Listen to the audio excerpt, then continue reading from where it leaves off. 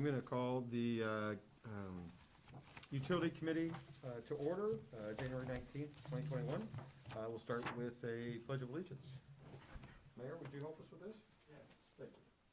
I pledge allegiance to the flag of the United States of America and to the republic for which it stands, one nation, under God, indivisible, with liberty and justice for all. For all.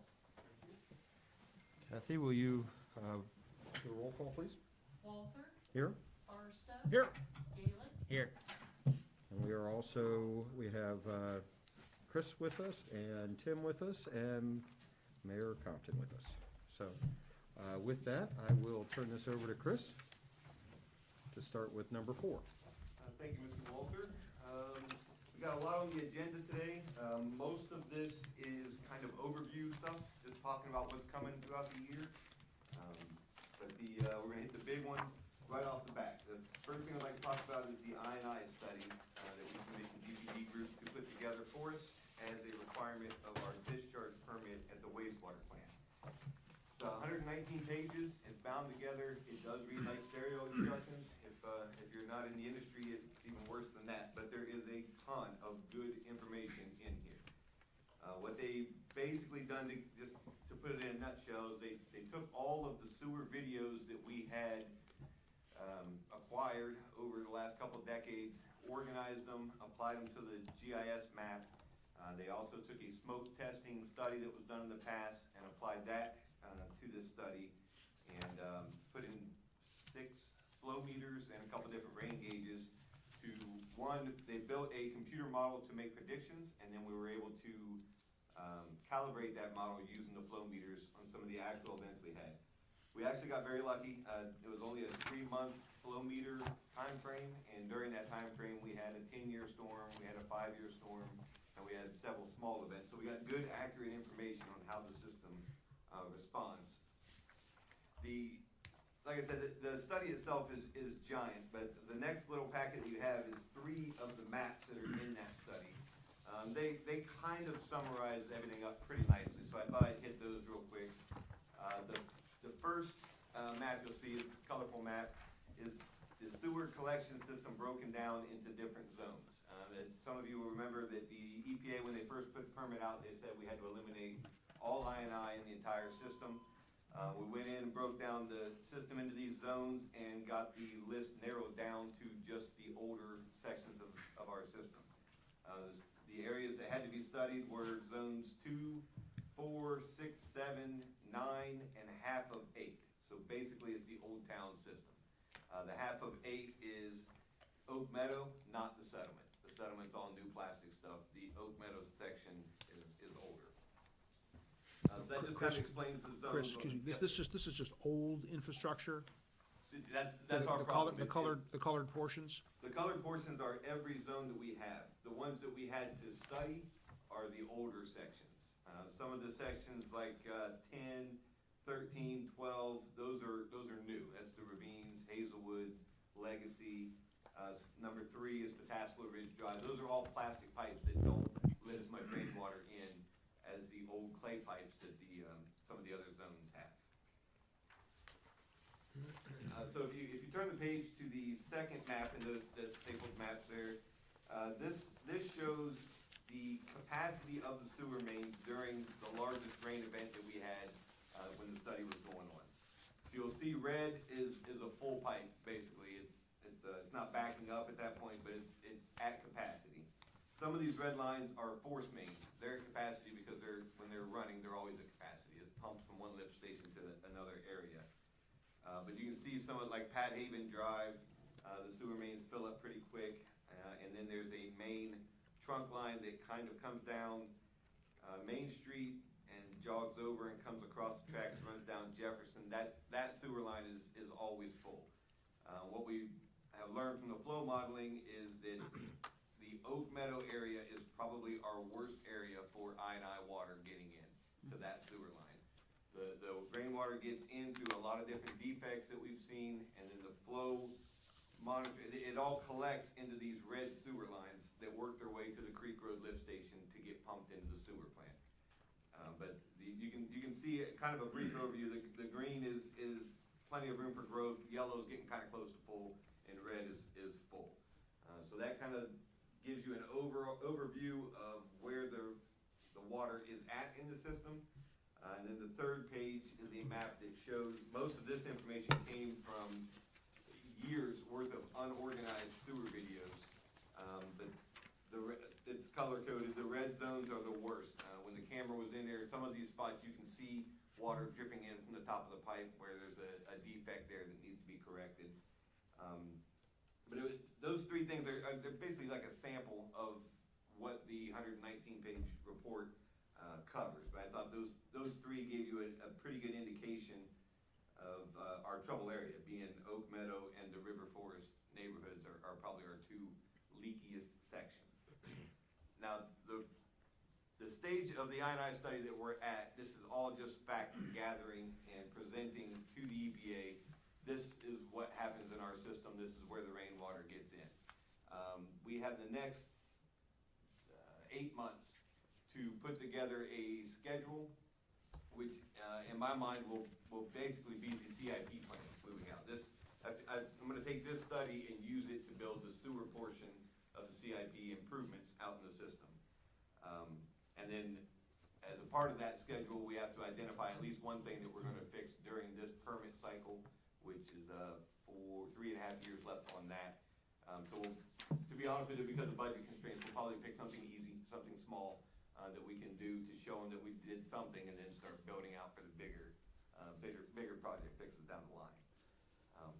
But this was it was a big study. It was expensive, but the end result I'm very pleased with. The amount of information I saw, the amount of information they compiled to come up with this study, and it's not something I would have wanted to do. I can say that it was a ton of unorganized information that now is a model for how I want to do the CIP plan for the next 10 years, give or take, moving forward.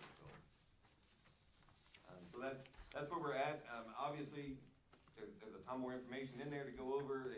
We can't go over 119 pages in a utility committee meeting. It's too much, and it's not all interesting. But if there are any questions, if you do go through this and you have any questions at all, please feel free to give me a call. I had a couple phone conferences with them. Some of the stuff that I didn't understand, I have a pretty good grasp on, so I should be able to walk us through any questions that anybody may have. But that's pretty much all I have on the I&I section. I just wanted to get the report out to the committee and let you know where we're at with it, and just be available for any answers. I don't know if anybody has any questions at this time. Anybody on the committee have any questions for Chris on this? Well, I'm still a little confused as to what this is supposed to show. So on the first page, there's these areas that have color, Yes. and then there's areas of our service area that are within the city that are not colored.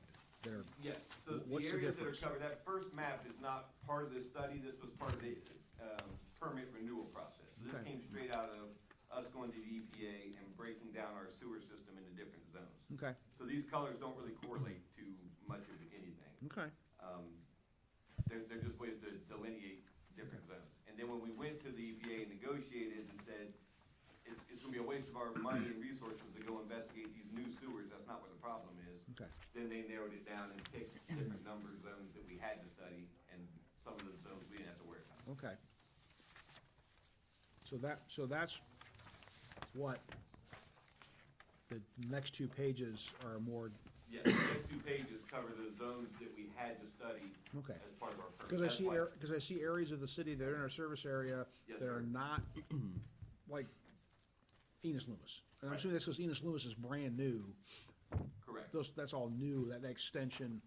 Right, so Okay. pretty much the whole settlement is new. Brightwater, Pataskla, anything from the 90s on has been using plastic pipe with Okay. rubber gaskets, and they don't leak the same as the old clay pipes. Okay. So that's the difference. That Okay, makes- all right, I didn't- okay, all right, I'm just curious. I just saw, now, did we include, since we have service areas that are outside the city, I mean, did we, So we don't have sewer service outside of the city with the Okay. exception of the River Forest, which is right on the line. But most of our out of the city is water-only accounts. Water only, So okay, they weren't part all of right, this. okay, all right. study.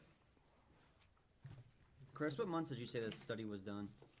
The study took place last year. The actual flow monitoring was from May to, I want to say August, Okay. or maybe end of April to August. That they had the flow meter in, and then they came back and took the results from that. But they've been working on the study since we got our permit renewed. About a year. Took about a year to Okay. get to this point. Nice wet year to do it. It Right. was a That's good what I wet was- year to do it with a couple of good wet years before that. All right. Anything else from the committee? Chris, I got a couple of quick questions for you. Yes, sir. Is there anything in here that gives you big concern as far as, I would assume that they've looked at this and said, okay, this is a broken pipe, or this is a manhole that is lost its waterproofing essentially, or Right. has a defective boot, or whatever the case may be. I'm assuming those are kind of our starting points. Is there anything where you see grading as being the problem, where water is being collected for instance, I'll give you an example. Some areas use chimney seals in their manholes. Is there anything where we could get away, that we could do something like that quickly? Yes. As a CIP, putting a chimney seal in is a pretty quick, easy deal. Looks like we've got about 10 segments of sanitary line in here that are red in the third picture. Are any of those kind of that kind of fix? So I think the lines that we have, so a lot of them are. The smoke testing study actually would be a great way to go through and find this manhole is leaking because smoke's getting out, obviously water's getting in, and that would be a good way to go through. A lot of the sewer main sections are pretty good candidates for being lined. Okay, so that was gonna be my next question. So you've got some older pipe, I don't know if you still have any of these that are clay. Almost all of the ones. All the ones that are in trouble are clay, Yes, sir. so that'd be my next question. At least lining those, and that would eradicate probably quite a bit of infiltration. Yeah, and from the CCTV videos of the sewer mains, we don't have collapses, we don't have That was gonna be things my- that would prevent us from being able to line it. We've got old failing pipe, but we should be able to come in with a liner, which basically, you come in, you blow it up like a big sock, and then it cures, and you have a pipe inside of a pipe. It's like a condom inside of a That's pipe. exactly what it That's is. exactly what it is. Exactly what it is. And they heat up water, and it sets, Yeah. and it becomes a hardened resin material. So it's very cool. You gotta go and obviously cut the services in. Right. The one piece that I wonder about is in the settlement, Chris, which is for everybody, that's section 8. In the new section on the southern part of that, there's a red on your second and third, for that matter, map. Yes. You show a red section through there. That Yes. one that's a surprise, I guess. So that is the force main coming from the lift station, so Okay. it's full every time the pumps are on. Is there any way so that for us that are just looking at it quickly, that we could identify force main versus active, or a pipe that is a service pipe? No, to be honest with you, I recognize them right away, but somebody who doesn't know the system, no, they are no different. It was all based on flows. Okay. The layman, it would be difficult to see. You can see the one, it's from every lift. I can station. kind of tell some of them. Yeah, the one going along Creek Road there is Yeah. from River Forest. Right. The one going across to the wastewater plant, that's Creek Road lift station. Right. And then the other two is one coming from this building, running all the way down Broad Street, the admin lift station out front. Mm-hmm. And then the one you just pointed out about the settlement. And those are not infiltration issues. Those are showing that they're running full because they're supposed to. Correct. You want a force main to run full. Absolutely, that we don't have any buildup on the sides or anything Right, like that, right. it's scouring effect. So Okay. those lines are not problems, those 4 mains there. The ones coming down Pat Haven and the Jefferson Street area, those are the ones that are. Yeah, that are- and it looks like on your third picture, you've got, in those situations, you basically have, I counted 10. 1, 2, 3, 4, 5, 6, 7, 8, 9, 10 segments that are red, other than, because this one kind of shows me a little bit better force main. It does, The the light purple, or purples, the, whatever you want to call it, Yes. is force main. yes, And the ones that are kind of thick red lines are lines they're pointing out are concerns. yes, yes. So this map is based off of the, most of this comes from the video, so these are actual defects that they saw when they're cammering. But what you'll notice is the problem area being, north of the railroad tracks and the Oak Meadow area, it all collects and goes down Jefferson Street, and that is why on the second map, Jefferson Street's full, because it's a main trunk. So all the leaking that's coming in gets main on Jefferson is not actually a problem. It's just the drain, that's where everything goes to. Okay, so that's not so, I think that gives a little better flavor without reading the whole thing, Yeah. to the magnitude of what may be out there. Yeah, so and definitely not catastrophic. I still believe that the EPA was a little bit aggressive with slapping an I&I mandate on us as part of the permit, because this is not catastrophic compared to some of the other towns that are same size and same age, but they did what they did. So the good news is that we have many different options that we can do, and they don't, none of our options are dig it up and put a new pipe in there at this point.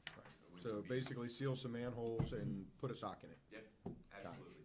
So, 119 pages summed up very nicely. There you go. All right. Okay. Okay, so if nothing else on number 4, we'll move on to number 5. The next thing in your packet is it's just out of the contract, is 2 maps that show the service areas that were swapped between Pataskla and Southwest Licking as a part of the last contract rounds. So they're basically the same map, but what you can see is there's a tan rectangle along the Columbia Road area, and then the Fannin and Deagle properties are green. Those swaps took place immediately. When we signed the contract, they were effective immediately. As you go up north to Scotland Ridge, Highland Hollow, everything along the 310 area, that is the section of our service area swap that doesn't take effect until Southwest Licking gets water to that area. And then we will build the interconnect between the two of us, and these areas will become Southwest Licking customers. So I'm bringing that up to, for 2 things. One, just to let the committee know that CJ expects the construction to begin in the spring. So we're coming up on a 6 to 8 month window before these customers get swapped. So I'm gonna work with Mr. Hicken and develop a letter to warn these customers, this is what's happening, later in the year, just to let them know they're gonna go to Southwest Licking. The other thing I wanted to do is, as part of the contract, both entities have to pick an engineering firm to design the interconnect, which is not gonna be a complicated, process. But CJ had suggested to me Hall, they work well with Hall, and he knew the city worked well with Hall as well. That's probably the route we're gonna take. The dollar amount will be minimal on this kind of a design, and if there's an engineering firm that both entities are comfortable with, I think we should take that route and keep it as smooth as possible. So that's basically, it's just a heads up that this is coming this summer-ish, is the expected construction for the interconnect and when the customers will be swapped over. It will be gray for a while. We'll be reading the meters for a while and giving Southwest Licking the meter readings until they can get their equipment in there. They use a different system. And I'm sure that there will be many customers that takes them quite some time to learn they have a new water and sewer provider for them. Yeah, I would just encourage keeping a close eye on this so we do not have a cluster. I think that's analogous to us is changing trash collectors. I think this is going to be a little bit more intensive. It's not as many people, but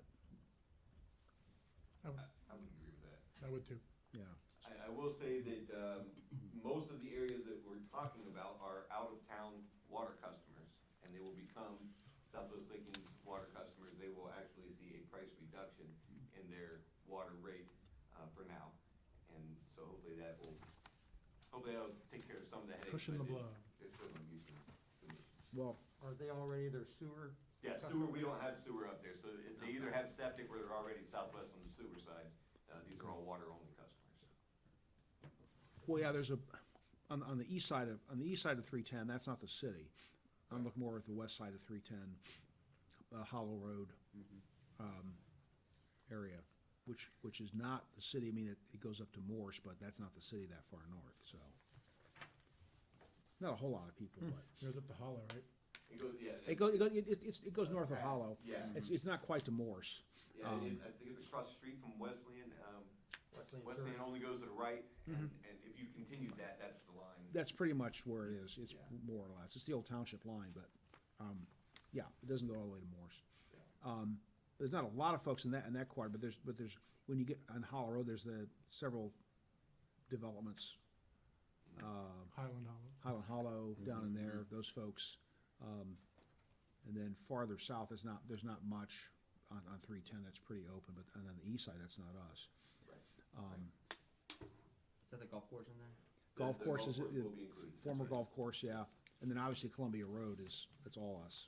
But again, not a lot of customers.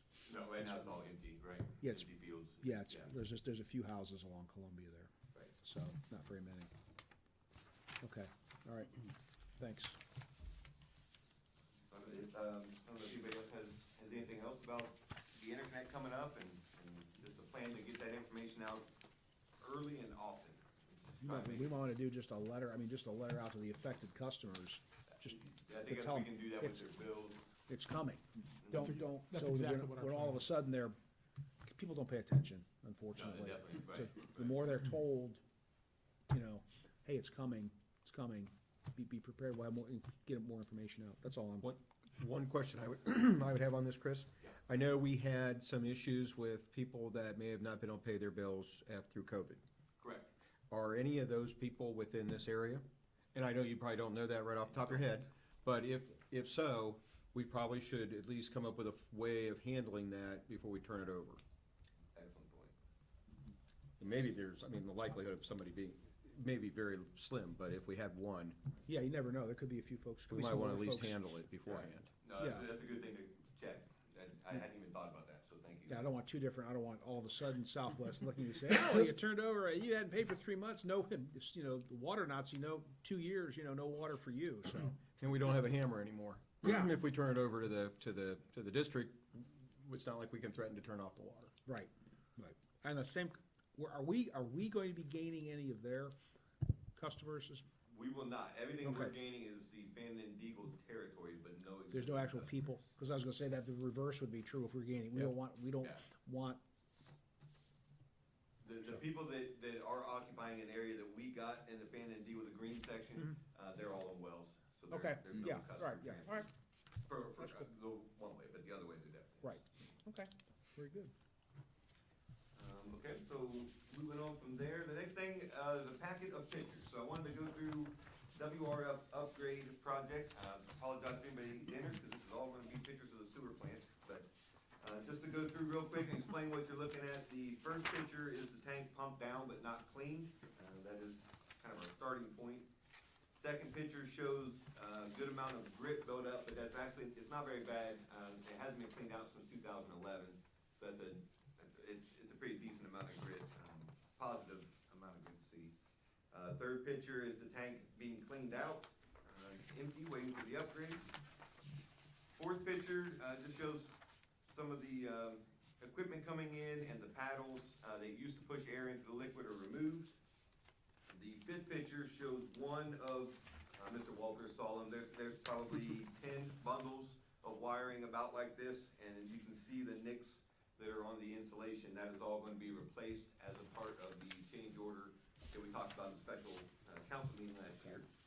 And just stop for a second, Yes, Chris. sir. Just those nicks and different things are when they were pulling the wire through the conduit, hitting sharp edges in the conduit. It's really important that you do a couple things when you pull wire. Is you make sure you don't. You lube it, yeah, but you make sure you don't have sharp edges on your conduit, because as you pull it through, it'll nick it every 4 or 5 inches, and it becomes problematic. So yeah, this Well, is last place we need shorts and no electricity is the WRF. yeah. Or the communication gets really fuzzy. It does. It does. The next picture over is just the beginnings of, that is them excavating. That's when we found that the conduit was all encased in concrete, which also made it just a better plan to rip it out and start over. Okay. The next picture is the chemical feed building. You may remember that we are trying to lower our phosphorus going out biologically, but in case that doesn't work, with a chemical added to the effluent, we can make that phosphorus pretty much whatever we want, and that's where that chemical will be stored. Next picture is the tanks that are in that building. Then there's just a picture of some equipment out, crane fully raised up, some of the demolition work took place. Materials getting ready to go in. Concrete extension of the oxidation ditch walls will give us a little bit more capacity in the tank, nothing significant, but a little bit. And then the finished concrete product is the next page after that. You can see from the form about how, well, you can see how much more concrete it went into this center island. So the center island used to be a lot lower than the outer walls, now they're all gonna be equal, which gives us better capacity. There is the silver pipes laying on the ground, that is the jet aeration equipment. So that is the plumbing that will inject air into the bottom of the liquid solution. And on the very last page is one of those. Probably something that Dr. Gupton come up with. The very last page is one of those manifolds installed, and then you can see a stub facing away from me as I took the picture. That is where the pump mounts. So the pump, so it goes to the bottom of the tank, mounts there. Through that big pipe, it pushes the liquid, and you can see the pipe coming up to air level. It'll pull air through that pipe and then mix the liquid and inject air all together in that pipe. So, project is moving along pretty well. I don't want to jinx anything, but it's moving along at a decent pace. Aerators are doing exactly what they should be doing in the lagoons. We still are not meeting permit specifications for treatment, but it's something that was expected, and the EPA has been 100% on board with everything we've done to this point. So every month, they send me a letter saying, you didn't meet these permit requirements, and I send them a letter back saying, we're doing the upgrade, and they say, sounds great. So, Okay. so that's going pretty well. Now, Chris, just a quick question. You know, we had some schedule issues up front. How are they doing as far as meeting their critical or their Benchmarks. monumental times? So as part of the change order for all the electrical work, it added 3 weeks to the schedule as part of that. So I anticipate us adding a month.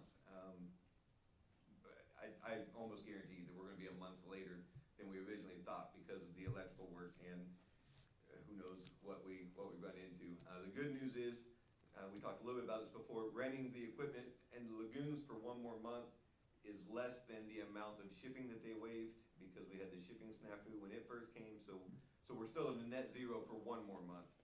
But it is COVID season, and that kind of gives anybody a trump card to throw a monkey wrench in any kind of schedule. But I'm guessing it'll be an extra month. Sorry, Andy. Go right ahead. Is any of this dependent on the weather? We've had fairly mild. We have had pretty decent weather. I think the big point would be the back and forth about that electric work that needs to be done. Okay. And now that's all gotta get ripped out and be put in, so Okay. that added some time there. Yeah, but the weather, I mean, it doesn't look like we're gonna have any serious weather for the next, No, to this point, we've been pretty Okay. blessed for weather on a project in December and January. yeah, That's about as good as you can ask for. yeah, okay, all right, cool. Yeah, so, Are they having any problem getting their equipment? I mean, obviously, what I'm hearing, what I've heard from many contractors on several projects like this is, it's the equipment that they can't get. Well, they may be able to staff it, they may be able to do the labor, it's the equipment that they can't, that is delayed in any way. Are there any big pieces of equipment that we're waiting on? No, Okay, so we have everything we need. we do. All the materials that we're waiting Good. for, are either on site or at their yard. And yeah, so we're not waiting on anything, to this point to arrive. Great. All right, well, You talking about shipping? more of the, some of the delays are in the manufacturing of, like pumps, for instance. Oh, okay. Pumps are getting delayed by 6 to 8 months. Oh, really? Okay. And it's just because the factories have closed down. Okay. And they can't, You can't open it, okay, I see. they can't get the, whatever, the impeller. Workers or. They can't get the pieces that they need to make the pumps that they want to deliver. Okay. Right. Yes. That's when we went to that just-in-time or on-the-shelf, where we were getting stuff in, putting stuff, I mean, in general, the United States went to that, rather than having large warehouses of, well, that definitely did not help during COVID season. All right, okay. So far, knock on wood, we haven't had too many snafus because of that Okay. situation, so. Any other questions on the upgrade? Chris, as far as this, these letters that we get, and I know you get you send back a correspondence, and we do get something from them in writing Yes, that every says, single month. And we're they're good? saved, yes, sir. okay, just making sure we're not going on, because remember how many trouble we had with people leaving Ohio EPA and not being there, and then being there, then Yes. not knowing who to talk to. I just want to make sure we have it in writing. Yeah, That's all. absolutely, we have it all in writing, and that is the one EPA rep that has not turned over. And That's good. Perfect. But yes, it's all been saved and documented. Perfect. Okay, so moving on to number 7.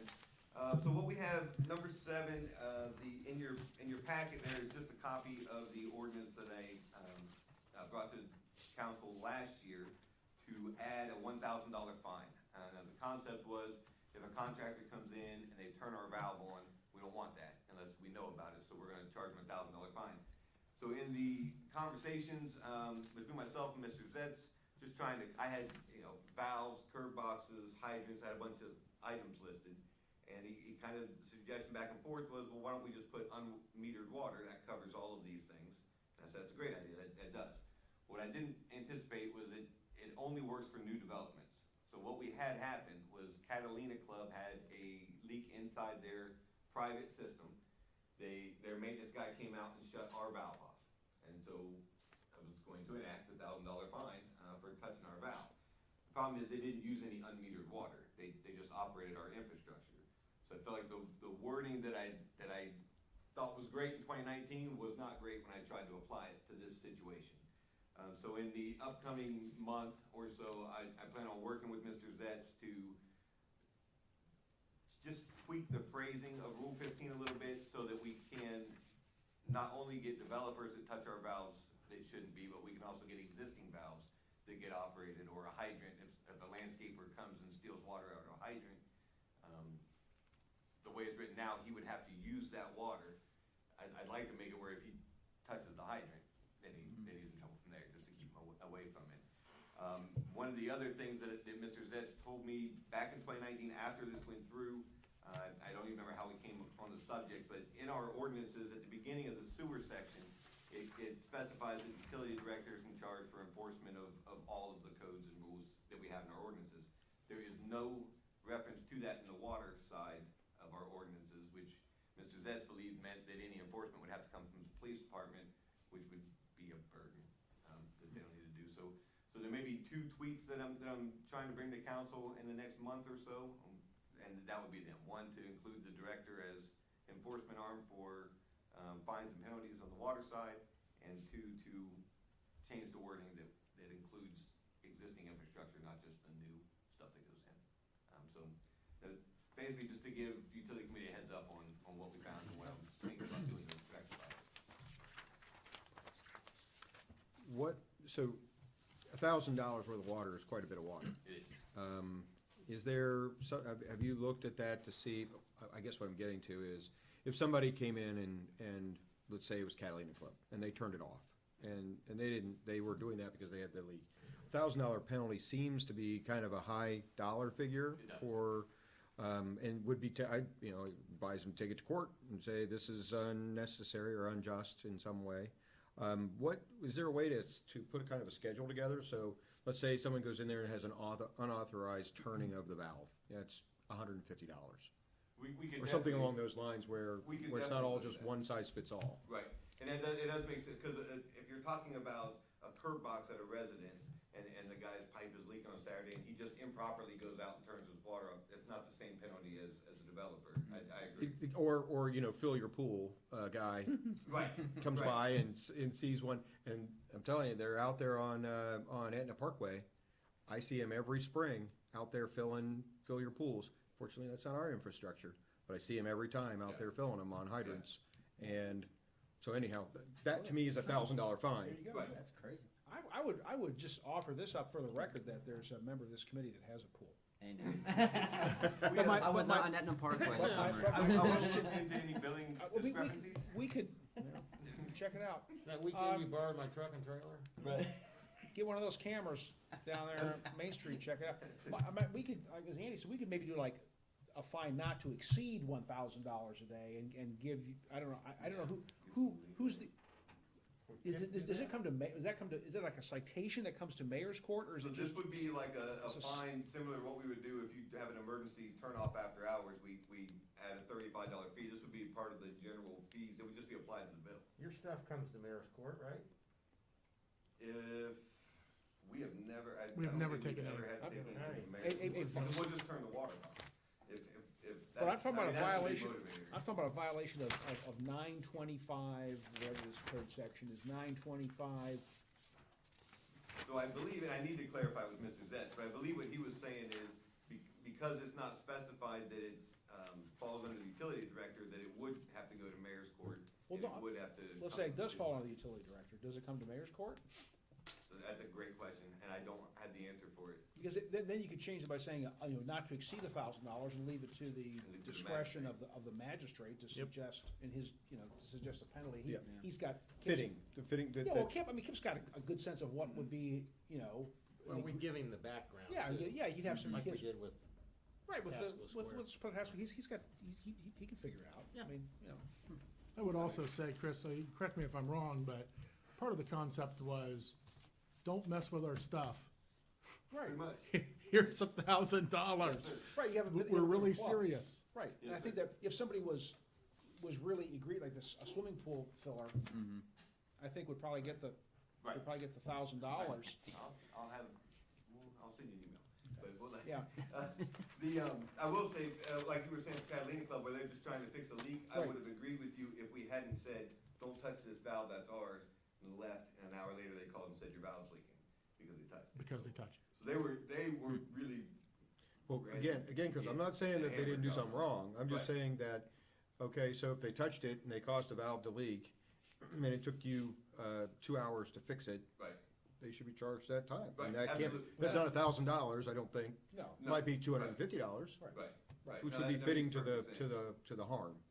Yeah, so I'll get with, Mr. Zetz and verify, and it makes perfect sense that if it is gonna go through mayor's court, just to put not to exceed. not to exceed up to $0 to $1,000. It's a case by That's how the fine structure's set up in the criminal code. It's, up to, not to exceed 1,000, not to exceed whatever. So it can be 0 if the magistrate determines that there's nothing for $5, Right, whatever.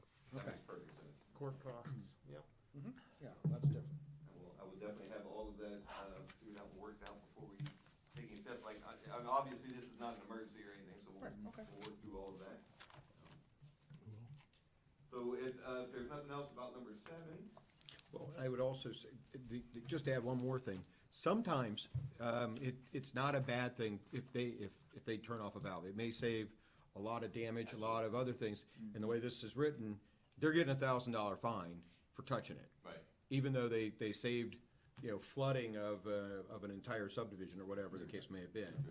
I would make it totally the discretion, try to make it a discretion of the magistrate. that makes perfect sense, because then you can take those things into consideration. I Correct. know I wasn't supposed to touch it, but I saved all You of you it. saved somebody's basement, Right. and that's something that probably is a good idea. Absolutely, and that is also follows the intent of what we're trying to do with this. Right. We're not trying to hammer anybody that doesn't deserve it, so. Right. That makes perfect sense.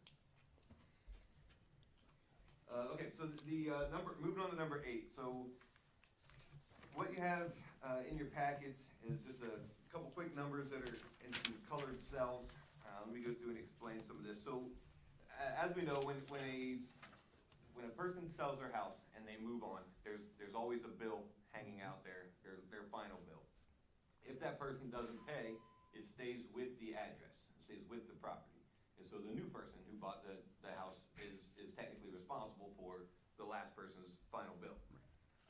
What we found was, and most of it is because of the COVID no turn-offs window that we went through, that we now have balances that are 8 months, 9 months old, and it does not feel right to go to a resident who may be the second owner by now, 8 or 9 months down the road, and say that bill that the other person had, they didn't pay, and now it's on you guys to pay this. I think it'd be a hard thing to come across to them. So what Stephanie did was she went through and totaled up the total amount of unpaid final balances, and that's the numbers that you see on your sheet here. Altogether, there is almost $32,000 unpaid. Now, 1,700 of that is from developers. I'm not trying to wipe away anything the developer owns. It's basically they use the water building the house and they haven't sold it yet, and it's just floating out there. So we are going to collect that from them. But what we have on the left-hand side, you can see that the pool's water bill is the biggest. The municipal pool is the biggest balance that we have, and that's $17,500 just for the pool. Then there are 107 residential accounts that have this hanging chad, since we're coming out of election season, that's carrying over onto these accounts. So what my proposal would be is that we go through and up until December 2020, that these hanging on account balances that we wipe them from the books. One would be for the pool, and then the majority of the rest of them would be the residential accounts that are left over. That total is $30,000 that's on the books that I would recommend that we waive that from the due balances. No. I would not be in favor of that. Mainly because we're having Tim will stop me if I shouldn't talk about this, we're having a kerfluffle right now with garbage collection. And we're trying to get, so, I think that, number one thought is if this was a house that's sold, okay, with a balance that runs with the property, that's a problem for the title company. Right. Who did not, who should have potentially, to me, this would be. I don't know, I'm sorry, go ahead, Todd. But I'm just, you should have investigated and said, well, Yes. you know, where's your water service? It's for the city. Okay, where's your bill? I mean, there should have been some checking to make sure that the bill that runs with the property got paid at closing. I think you're, in a way, right, between the two I think it's between the seller and the buyer. Exactly, that's what I'm saying. And we should go after, the only one we have a contract with at this point is the house, which is the buyer. Buyer, yeah, We go can't after the buyer, Right. and they go after the seller through, I don't know that the Title title company would give you insurance on that, I don't know, Yeah. I'm just. only because they wouldn't research it. So- It's not like it's recorded, it's not like it's a, I mean, Right, tell, so the title company has to tell both parties what's due at closing, and normally the seller, like, I'll pay it just to, you know, if not, the buyer takes responsibility.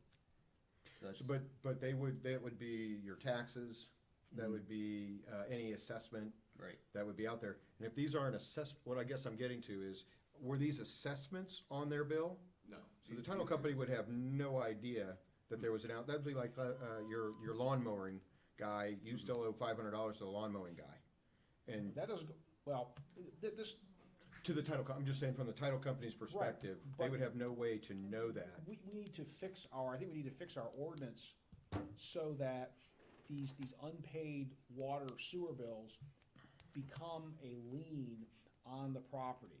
And I went through this with the city of Coshocton.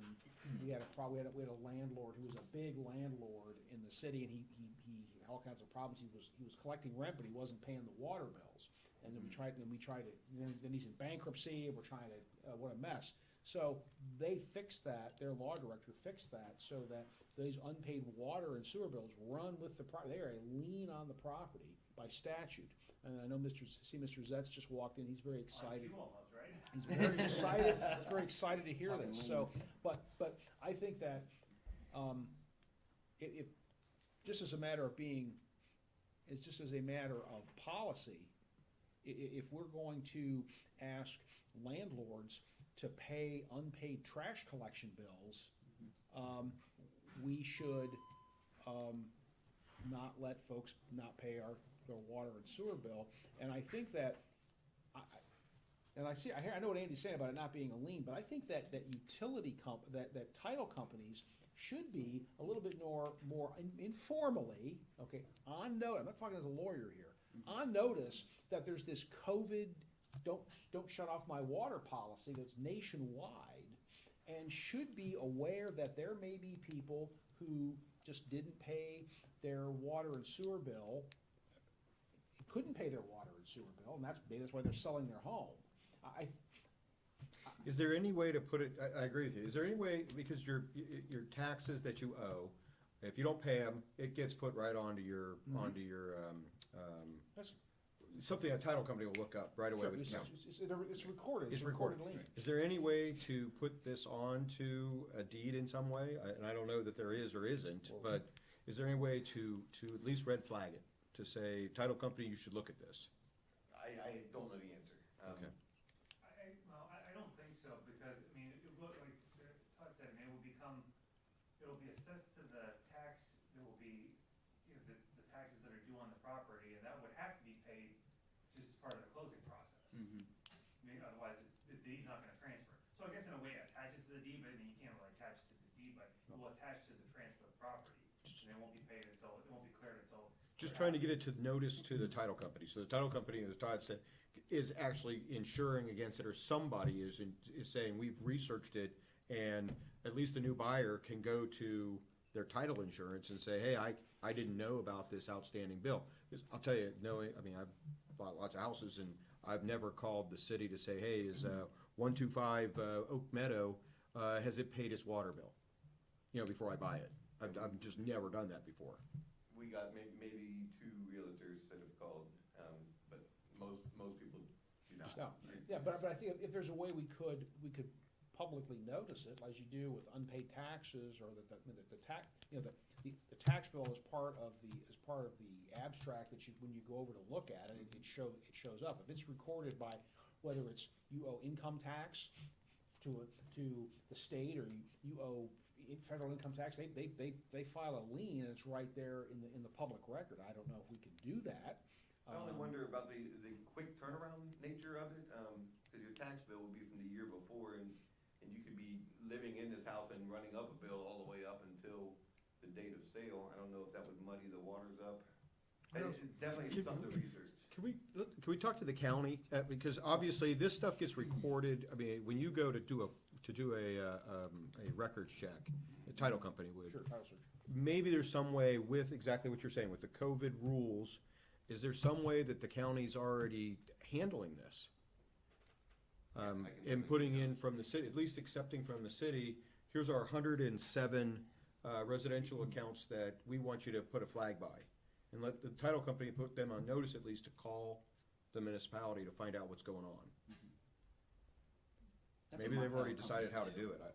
I'm not giving Licking I County think a the only lot thing of we can do credit. is my title company calls to make sure the bills have been paid, and if the water bill hasn't been paid, they make them pay it before they close. Or comes in the settlement, meaning somebody agrees to pay the bill. The buyer Correct, says, correct. I'll just pay it. The Yeah. seller says, I'll take care of it, Yeah. whatever. I agree with you. I don't think we let the new house go without paying the bill. A transfer, the new owner. They're the ones that have to go get it from the old owner. Right. So That's all there there is is to a it. small amount that, on the flip side of that coin, there are 25 accounts that add up to about $1,000 where somebody has paid over their balance, and they have left, and we have we don't have any contact information with them at all.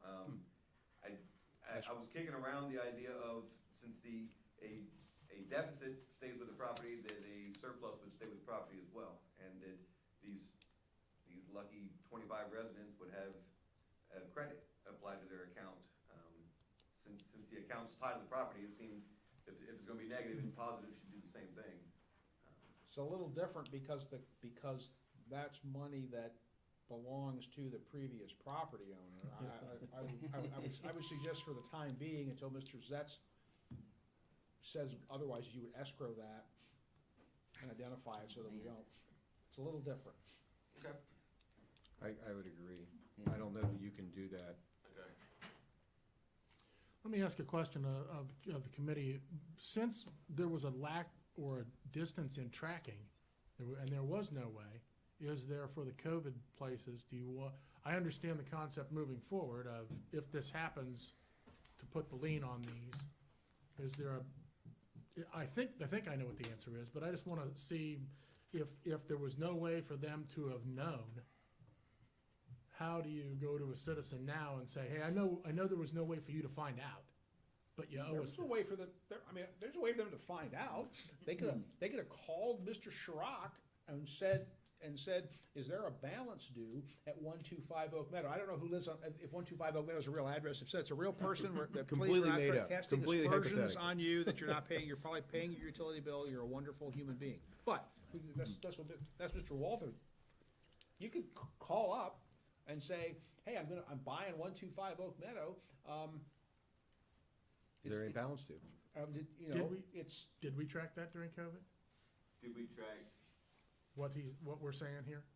the balances? Yes. Yeah, okay. So when a new customer comes in, one of the speech that Danielle gives all new customers is, Let's talk about that. I'm talking about Mr. Gaelic got the listing at 125 Oak Meadow, and it sells. Can he, if he called you and said, hey, is there a balance due at 125 Oak Meadow, would you tell them? Is that secret? no, it's not HIPAA. secret at all. How about Absolutely 1, 2, tell them. 3.5? How about 1, 2, 3.5 Oak Meadow? Meadow is a real address too, by Well, Jeez. they're Ward 3, they're There goes good my folks. license. They're good folks. They're Ward 3. That's the Ward 3, some fine folks, they're paying their taxes, and they're lovely people. Oh, jeez.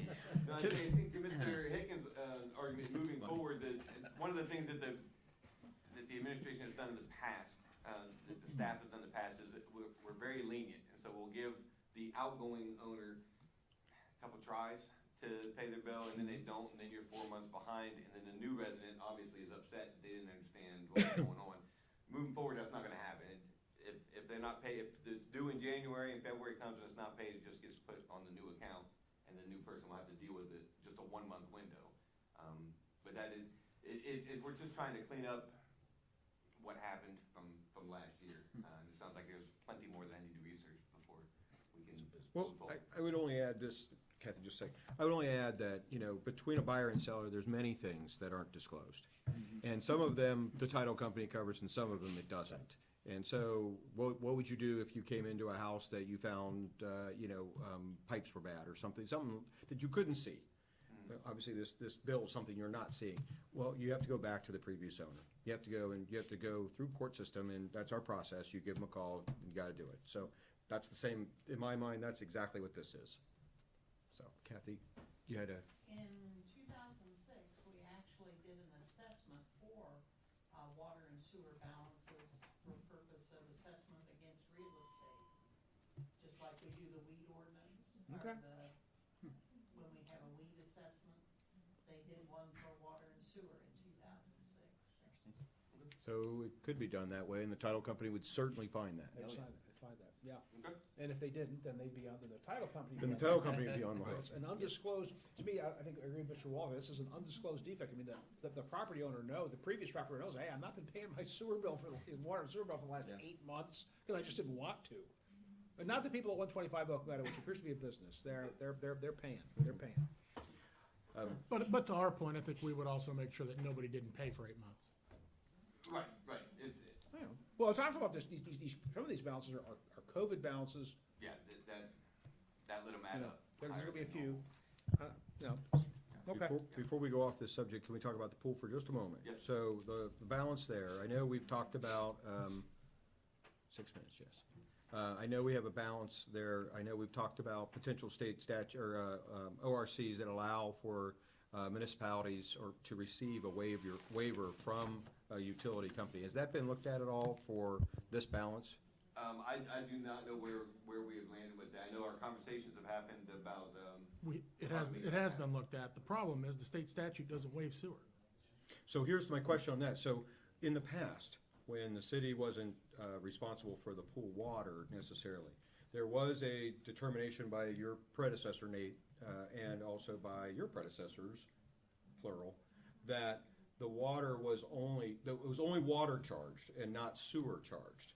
So I'd be very interested to see what this balance would be with water only, because if you think about it, they're not flushing toilets at that Right. water. What's happening is it's going into the groundwater. so what we did was we did take the sewage off of the pool refill, water that was going into it. And I believe this year the plan is to separate the pool feed line from the domestic use line, so the pool bill will be water only from now on, and the domestic will have the sewer. Okay, so this one, this number is water This only? is adjusted already, yes, sir. So that's what my point was for the ORC, was it does allow for, And I know I did discuss this, but I don't know where I ended up following with Mr. Zett, so we'll have to have another conversation about it. okay. Yeah, there's an ORC Right. that allows for it to be Talk about. donated. Yep. So anyhow, all right, cool. Any other questions regarding any of the information? Anything anybody else wants to bring up? We've got 5 minutes. No.